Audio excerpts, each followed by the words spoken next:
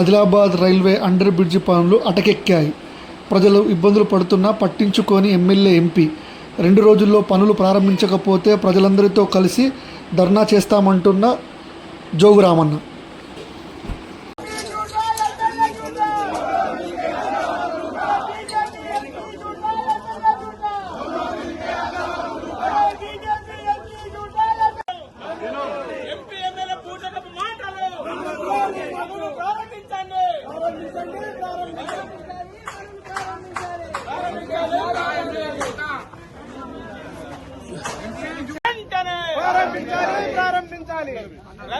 Railway under bridge పనులు వెంటనే railway under bridge పనులు వెంటనే 2 రోజులకి ఎక్కువ సమయం లేదు. అరుణ్ రెడ్డి వారం రోజులు నేను చెప్తానికి కారణం ఇది. నాకు పూర్తి విశ్వాసం ఉంది. ఎట్టి పరిస్థితిలో ఇది మొదలు కాదు కాబట్టి మనం 2 రోజులు అల్టిమేటం ఇద్దాం. రేపు ఎల్లుండి పనులు మొదలు కాకపోతే మనమే టిప్పర్లల్లా గ్రావెల్ నింపుకొని వస్తాం. ఇవాళ ఈ 2 ప్రభుత్వం,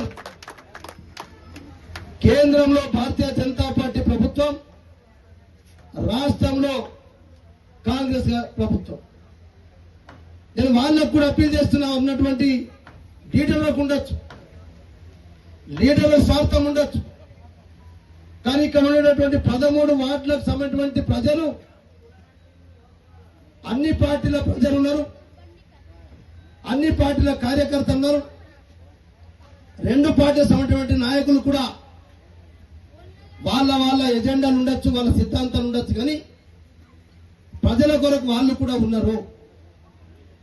వాళ్ళని కూడా నేను రిక్వెస్ట్ చేస్తున్నా, రేపు ఎల్లుండి టైం ఇస్తాం. రేపు ఏం వారం?